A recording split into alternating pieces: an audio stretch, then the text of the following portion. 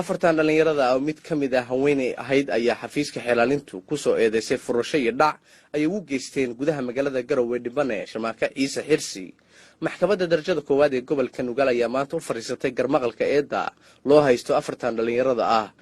Samiro oo ku wehelisay falkan saddexdan dhalinyarada ayaa shirqool shukaansi u dhigtay Dhibane Shamaaka Ciise oo markaas xiriir haasawi kala dhaxeeyay taasoo markii dambe hoosta kala hadashay saddexdan dhalinyarada ah oo Dhibanaha u geystay dhaxantiyeed iyo dhaawac. sida uu sharxayo xiraaliyaha gobolka Nugaal Abdulqaadir Axmed Cumar. Dhibanaha labaad oo ah dawladda Puntland iyo shacabkeeda ayaa xafiiska xeelaalinta ku horkeenay maxkamadda. eedeysanayaasha afarta ah ee maxkamadda hortaagan waxay mobil ka furteen dhaawacna u geysteen Sharmaarka Ciise Xirsi oo isaga la heshiiyay dhibkiisii gaaray. waxaan ku soo eedeynay qodobada 440 484 xeerka ciqaabta Soomaaliyeed. Samiro waa gabar waxay samaysay iyadoo shirqool ama maleegid Dhibanaha ay maleegtay way la ballantay markuu yimid waxay wacday saddexdan eedeysane ee maxkamadda hortaagan ayay wacday isla markii u yimaadeenna waxay telefoon ka furteen dhaawacna u geysteen Dhibanaha hadda tanaasulay laga heshiiyay kiiskaasna telefoonkaas nuuciisu ahaa ETN heshiis bay ku yihiin qiraal bay ku yihiin Dhibanadu eedeysanayaashu kiiskaas inay galeen maxkamaddana aan ku horkeenay maadaama ay dawladda Puntland iyo shacabkeedu Dhibane ka yihiin kiiska dhinaca ciqaabta aan ku horkeenay maxkamadda sharafta leh waxaan ka codsanaynaa in lagu xukumo midkiiba 4 sano oo xarig ah iyo $1 oo ganaaxa. ehelada Dhibanaha iyo eedeysanayaasha ayaa ka hor maxkamadda waxay heshiis madani ah ka gaareen dhac hantiyeed iyo dhaawac ay geysteen afartan dhalinyarada ah waxaana kiiskan haatan Dhibane ka ah dawladda Puntland iyo shacabkeeda. afartan dhalinyarada ah oo fursad u siisay maxkamadda darajada koowaad ee gobolka Nugaal inay ka jawaabaan eedaha ay ku soo oogtay xafiiska xeelaalinta Puntland ayaa qirtay inay falkaasi geysteen. amuurka wala sheekaysanay wiilashii way yimaadeen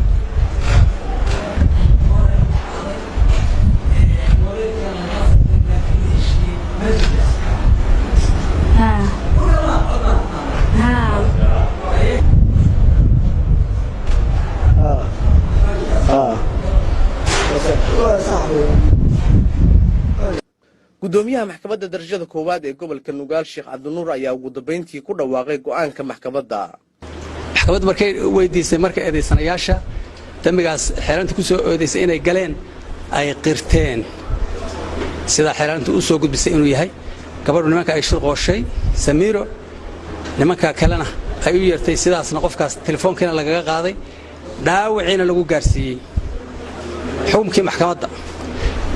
xeelaalintuna ay soo gudbisay 3 sano ku soo celi 3 sano xariga iyo $100 xukunkii maxkamaddu waxay ku xukuntay saddexda eedeysane oo ah Ismaaciil Cabdullaahi Cali Maxamuud Cabdiraxmaan Xali Cabdulqaadir Maxamuud iyo Cabdiraxmaan Daahir Axmed 15 bilood oo xariga. Samirana waxay ku xukuntay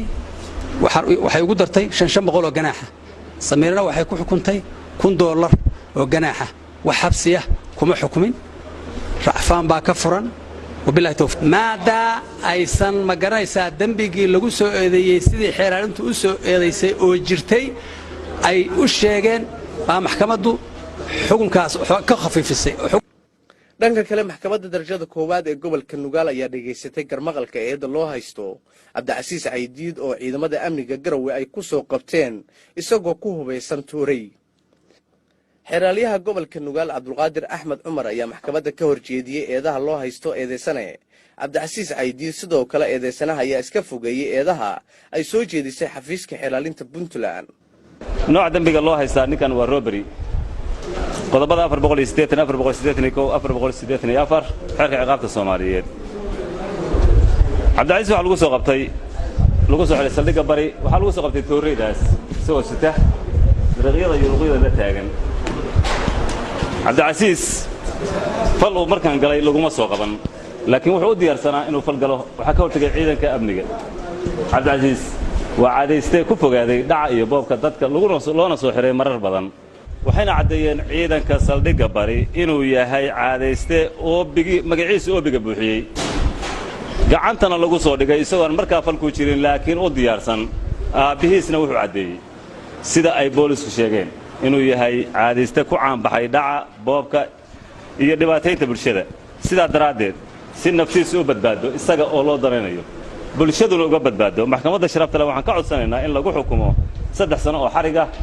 iyo $500 oo ganaaxa maxkamadduna waa mahadsantahay su'uudan oo aan laygu qaban roondaana laygu qabtay haddii roonda laygu soo qabtana muddo 13 beri ah baan xirnaa waxaana lagu yidhaahday kiis baa lagu haystaa kale kiiskii kale waxa waa laygu soo caddiisan waayey maalinba maalin bay ii dhiibtay maantana waxaa la yidhi tooridaas maxkamadda taalla hadda igu horraysa araggeeda iyo maqalkeeda waxaana ka dhaaranayaa inaanan tooridaa wadan aanan furashad u socon in intaa leego muqdara baan ahay waxbarta ardaya mustaqbal leh anu jaamacad baan dhigtaa ya xamar baan ka dhigtaa jaamacad ya haddeer markii koronuhu iyo waxaa bilaameen baa ka soo tegey jaamacaddeedii garow waa imaaday waka xamar baa jaamacad ka dhigtaa aniga waalidkay labada waalid waa maqan yihiin qaar ka mid ah ciidamadii hubka ku soo qabtay eedeysana cabdicasiis caydiid iyo aabbaha dhalay eedeysanaha ayaa maxkamadda ka hor caddeeyey inuu caadaystay dhaca iyo dhibaataynta shacabka isagaa iska leh waana caadayste dadka baarta mucayina la yaqaan oo biyadoo magaciisii uu yaallo in la yidhaahdo cabdicasiis baa na hor taagan oo yidhi adiga aabbu ii yahay marka intaa wayga maqashay waxaa lagu haystaa marka inuu yahay dadka dhibah oo magaalada dhibah oo tooreyna waa naloo keenay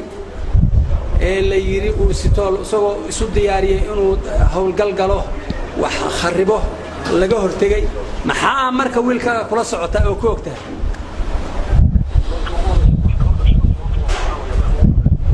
waa gartay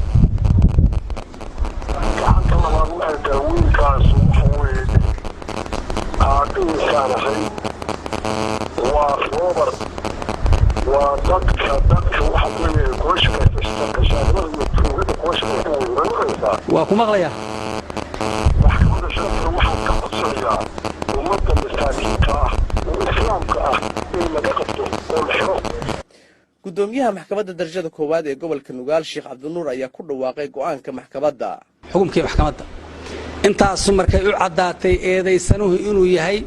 cabdicasiis caydiid dambiga lagu soo eedeeyay oo dhibaatada uu magaalada ku hayo kii galay inuu yahay maxkamaddu waxay ku xukuntay 3 sano oo xariga iyo $1,000 oo ganaaxa qofkii wadada marana halkaas la marsiinaya shabakada duqaadi jaamac warbaahinta dawladda Puntland garowe